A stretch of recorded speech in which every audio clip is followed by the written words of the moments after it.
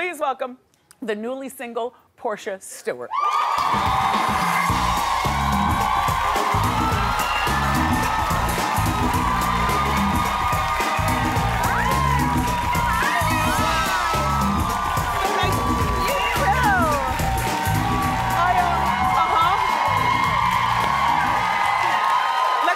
Some shoe cam right off the bat. Right here?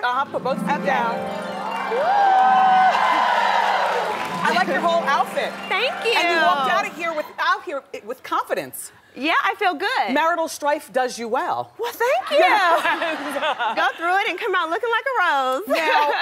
Now you moved back home with your mother. Yes. And you are in the master bedroom. Yes. You've kicked your mom to a guest room.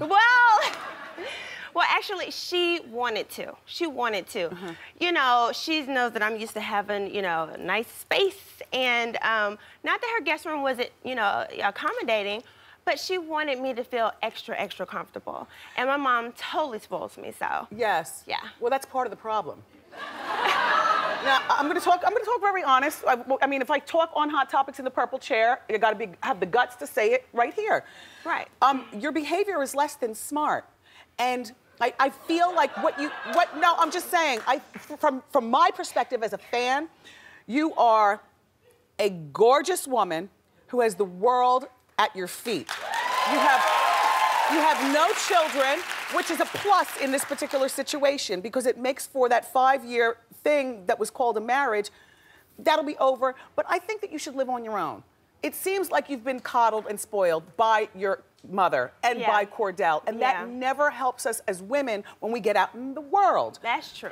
But as you can see, no, that's true, but as you can see, my mom, she's very, very real. I understand. And so while she is making breakfast, she is laying that wisdom on me every morning. She is trying to strengthen me before I go back out. So, you know, she's doing the best that she can, and you know what? Sometimes when somebody knocks you so far down, your family and your support system is who brings you back up. You're absolutely right. Yeah. I would just like to have seen you move into like a one-bedroom downtown Wendy, Atlanta. Keep watching, Wendy. So, you know I will. It seems like Cordell wanted a 1950s housewife, a dutiful one who obeys and does that kind of stuff. Is that what you were giving him when you guys first got together? I tell you what, if anybody decided to have to be a 1950s wife, it was me. Okay. I was an independent woman, I had my own businesses, and I was the boss, and I had a lot of responsibility. So when I met a man that I could just cater to and just make him my world, I decided to be that way with him. I decided to make him and his son my everything. So that was all on me. What's his son's name? Sire Stewart. What grade is he in? 5th. Yeah. And he was living there at the house with you? Yeah, he came to live with us as soon as we got married. So right after we got married, he moved in. Now, what was going on with his mother?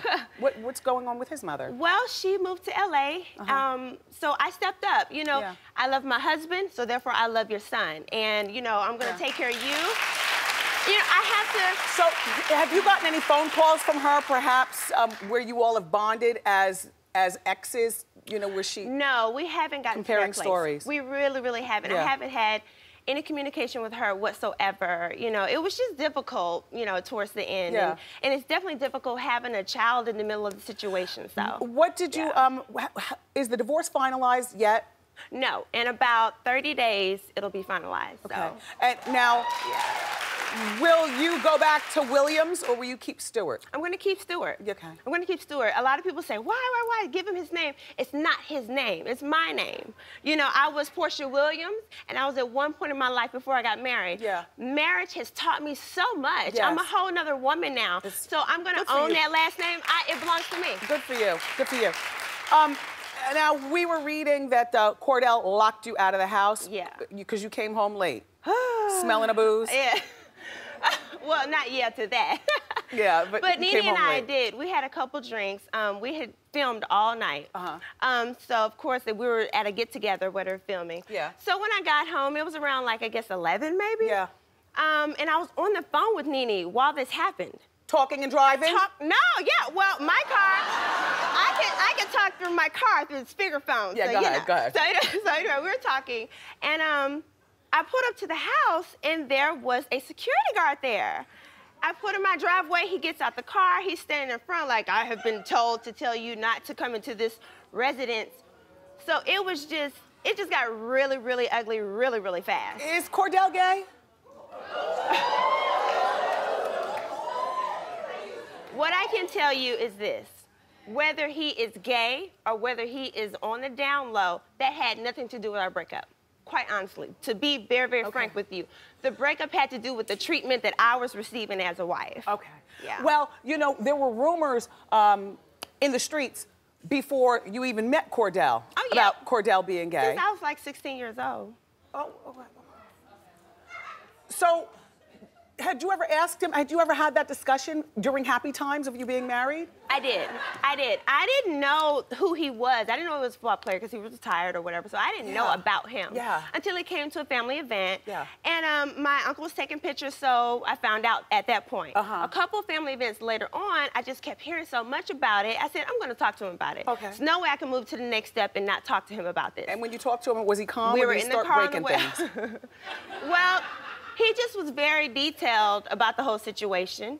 And at the end of it, he basically said there was no record. So I guess it can't be true because there's no record. So that's, I don't know, take what you want from that.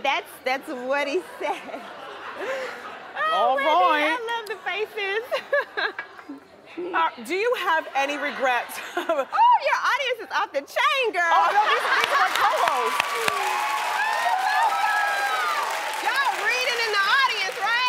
Now, how old are you, honey bun? 30? I'm 32. 32. Yeah. Okay. You have about, but you only have about 2 more minutes for all this cuteness and less than smartness to just be, oh, Porsha needs help. You know what I'm saying? But you know what? I can say this though. Last season, I understand that I came off as a little airy and all of that. But that was me because I showed one side. I understand. I was being a loving, catering wife, so people didn't see, you know, do you who regret I really am. being on The Housewives? Not at all. Okay. Not at all. I live by the motto, no regrets, just lessons learned. That's a nice motto. That's it. Yeah. Porsha Stewart, everybody. Porsha Stewart, it will always be.